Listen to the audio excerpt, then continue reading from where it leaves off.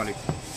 المرة دي هشرح لكم كده طريقة فك البوجيه بتاع الاكس في اللي بيعمل اغلب مشاكل ان انت متعرفش تدور الصوت، ما بيخلكش السكوتر يدور، السكوتر بيغيب معاك في الدوارة، كل دي بسبب مشاكل البوجيه. السلام عليكم. تمام. تعالى كده احمد. بص يا شباب، هتسموا كده بسم الله. دي البيبه. تمام. البيبه دي هتتعافى عليها كده شويه بس وتمسكها وتشدها اهو. تمام. تطلع معاك اهي. تمام. طلعت معانا. بنجيب المفتاح اللي مع العده. تمام. في جنب كبير وفي جنب صغير. من الجنب الصغير يا شباب سمي كده بسم الله. تمام. وهندخل في الفتحه. خلاص دخلنا اهو في الفتحه. هنجيب سن المفك برضو، المفك في العده اللي جاي معاها اهو. تمام. هتدخل كده الطرف بتاعه هنا. تمام.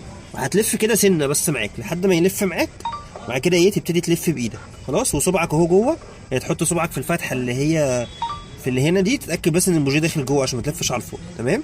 وهنبتدي نلف كده اهو بالراحه بالراحه، سنه سنه سنه سنه اهو اهو اهو. تمام.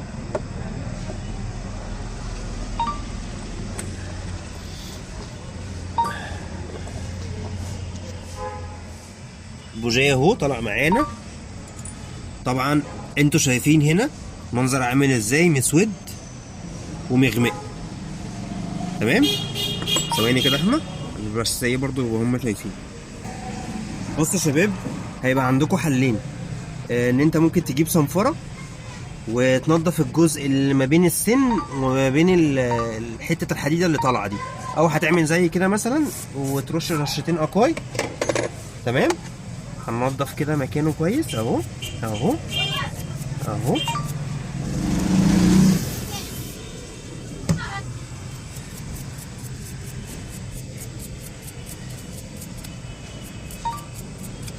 بصوا الفرشه مطلعه ايه. كل ده كربون على فكره. كمان انا بستخدم يعني بنزين 95، بس انا كل فتره بعمل كده، مثلا كل 3000 كل 4000 بعمل كده. تمام.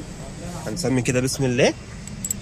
وقبل بس ما حد يسال، البوجيه ده لو وقع منك، شايف كفر المروحه ده، هتفك الاربع مسامير والمفتاح بتاعه، هتلاقي البوجيه واقع جوه الكفر البلاستيك ده. البوجيه بيقع جوه عشان لو في حد بس بيسال. انا بحطه كده اهو. تمام. بسم الله اهو. تمام. نسمي كده نربط واحده واحده واحده اهو.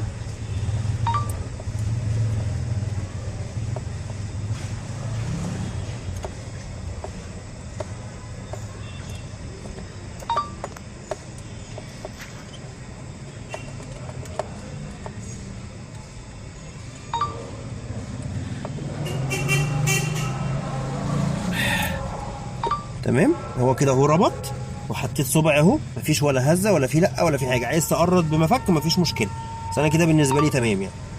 تمام. نحط اهو الببه او المبينه زي ما بيقولوا يعني اهو. تك كده لحد الاخر اهو. تمام. لحد ما تسمع التكه دي كده يبقى بايت كله بايت جوه اهو. بص يعني كله بايت جوه، مفيش ولا حاجه يمين ولا حاجه شمال اهو، كله بايت جوه. تمام. طب هنسمي كده ونجربه.